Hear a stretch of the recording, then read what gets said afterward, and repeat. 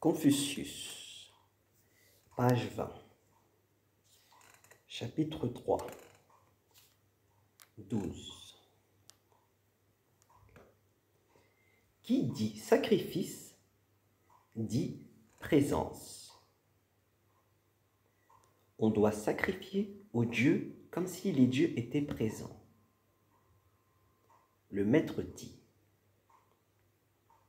si on sacrifie sans y mettre son cœur, autant ne pas sacrifier du tout. 13. Wang Son Jia demanda: que signifie le dicton « Mieux vaut faire ses dévotions au dieu de la cuisine qu'au dieu de la maison ». Le maître dit: ce dicton n'a pas de sens. À qui offense le ciel, rien ne sert de prier. 14. Le maître dit: la dynastie Zhou s'est inspirée des deux dynasties qui l'ont précédée.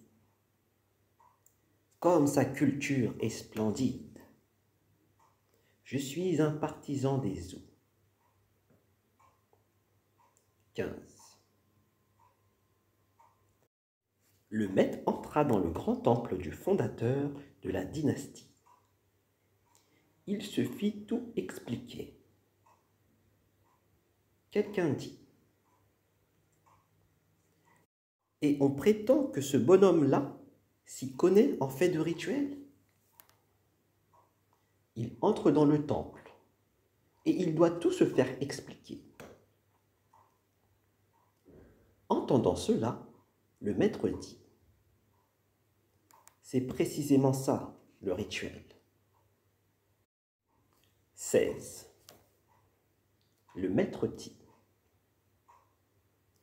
dans le tir à l'arc, ce qui compte, ce n'est pas de percer la cible, car les tireurs peuvent être d'inégale force.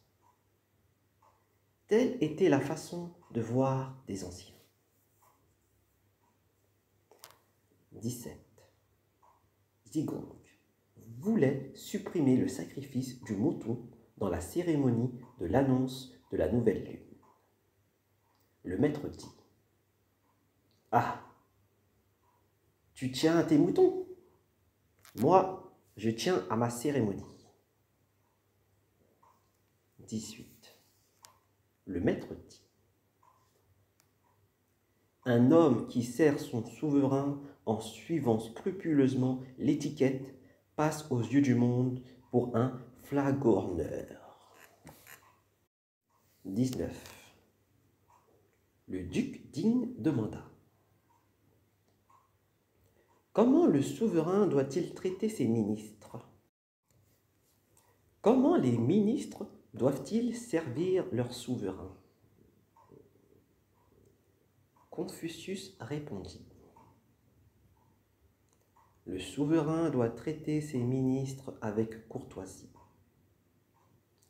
Les ministres doivent servir leur souverain avec loyauté. 20. Le maître dit: le poème des Orfraies exprime une joie sans lascivité et une mélancolie sans amertume. 21. Le duc Ai demanda à Zheng Yu de quel bois devait être fait le totem du territoire. Zheng Yu répondit: à l'époque Xia, il était fait de pin. À l'époque Yin, il était fait de cyprès. Quant à Zhou, il a choisi le tremble, afin, disait-il, que le peuple tremble. Quand Confucius entendit ce propos, il s'exclama: ce qui est dit, ce qui est fait, inutile d'y revenir. 22. Le maître dit: Guanzong était d'un calibre bien médiocre. Quelqu'un lui demanda: Mais Guangzong n'était-il pas frugal? Il répondit: Guangzong avait 3 palais, chacun équipé de tout son personnel au grand complet.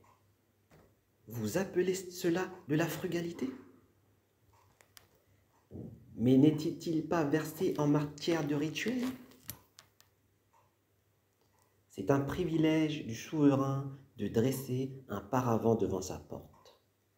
Guangzong en avait un, bien qu'il ne fût que ministre. C'est un privilège du souverain de disposer d'un trépied spécial pour sa coupe dans les rencontres diplomatiques.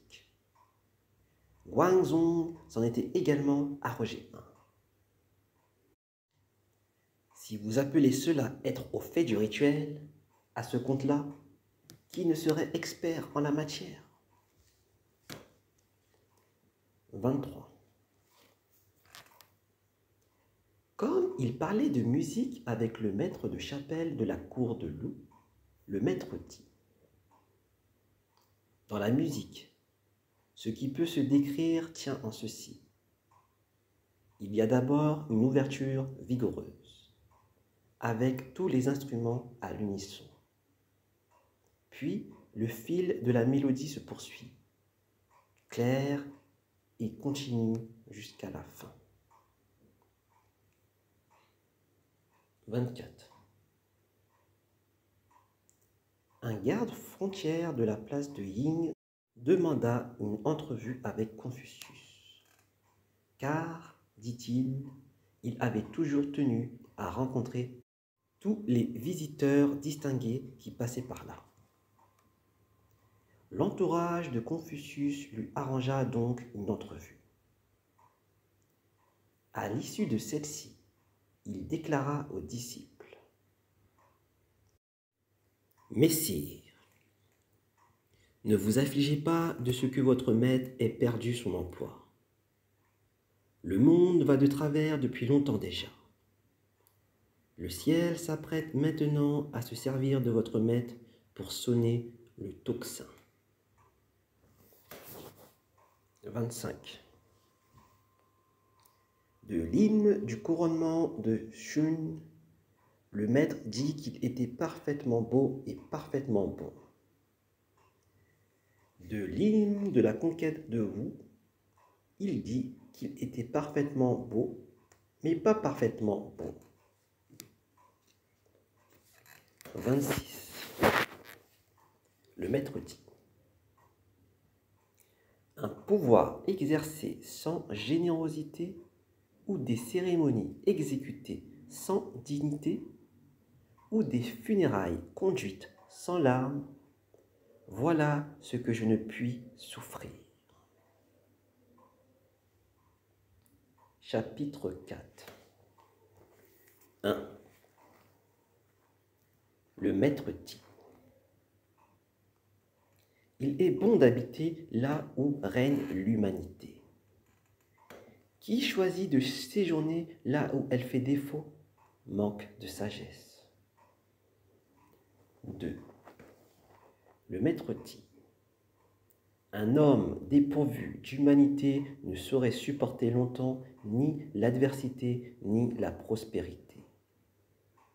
L'homme bon jouit tranquillement de sa bonté, et l'homme sage la met à profit.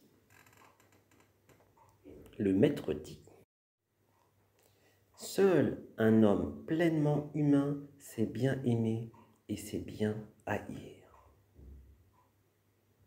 4. Le maître dit: Que l'on s'efforce d'être pleinement humain et il n'y aura plus place pour le mal. 5. Le maître dit: Les hommes désirent tous la richesse et les honneurs, mais pour en jouir, ils ne devraient pas sacrifier leurs principes. Les hommes ont tous horreur de la pauvreté et de l'obscurité. Mais pour y échapper, ils ne devraient pas sacrifier leurs principes. Si l'homme de qualité renonce à la vertu, comment pourrait-il illustrer son nom? Il ne s'écarte jamais du bien, fût-ce un seul instant. Jamais il ne s'en détache, ni dans le désarroi, ni dans la tribulation.